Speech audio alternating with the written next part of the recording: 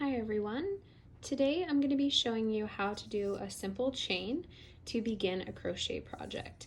This video is going to be working along with the Maker Friends scarf pattern. So if you're following along with that pattern, or if you're just learning how to crochet for the first time and you need to know how to chain, this video will be helpful for you. So if you are following along with the pattern, the things you're going to need a crochet hook. This is a size N, which is a 10mm hook. I'm using my Ginger hook by Knitter's Pride. And you're going to need a super bulky yarn. What I'm working with is just a Woolies Thick and Quick by Lion Brand yarn in the color Succulent. So to get started, the first thing I'm going to do is I'm going to find the end of my yarn that's coming from the skein here. And I'm going to leave myself a little bit of a tail. All right, and then I'm going to make a slip knot. So the way I would do that is I'm just going to make a loop, twist, and then pull the tail end through that loop. And then I'm going to make it pretty snug. So that loop is going to go right onto my crochet hook. All right, I'm going to tighten that by pulling on the tail a bit.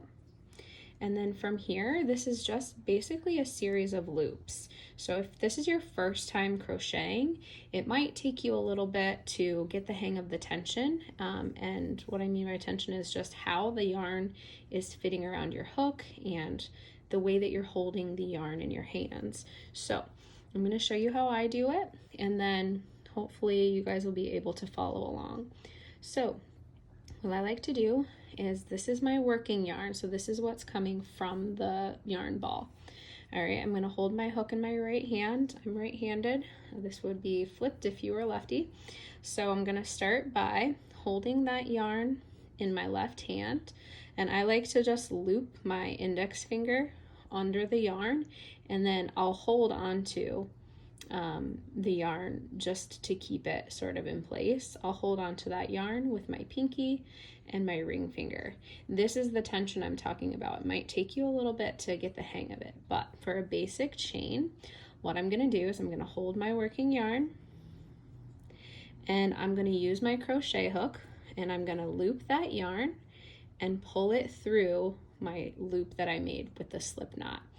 All right, so I'm going to pull all the way through. Now what I have here is one little top bump and then two bottom bumps for this bottom of my chain. All right, so I'm just going to repeat that same process. You want to make sure that you're keeping some space for the yarn to slide and glide easily on your crochet hook. So I'm going to make another loop, so I can just scoop that yarn and pull it through. Now I have two chains. I'm going to continue again. So loop, loop. And one thing here is that you want to try to make your chains nice and even.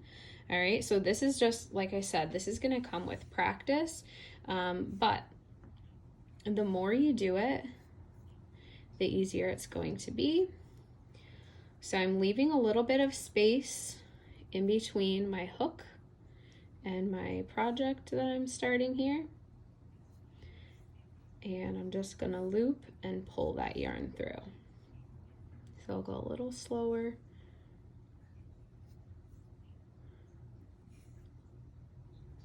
Pulling it through. So this is really my foundation right here. So I'm gonna be chaining, depending on what you're working on, for this project, I'm gonna be chaining 106, so that's pretty long. The way that you can see how many chains you have is if you turn, you'll see one side that looks like these V's, the other side you'll see this sort of like bump on the top. I'm gonna just count those. So now I can see that I have 1, 2, 3, 4, 5, 6, 7, 8, 9, and 10. So I've chained 10. I would need to just continue to repeat chaining until I get my 106 chains.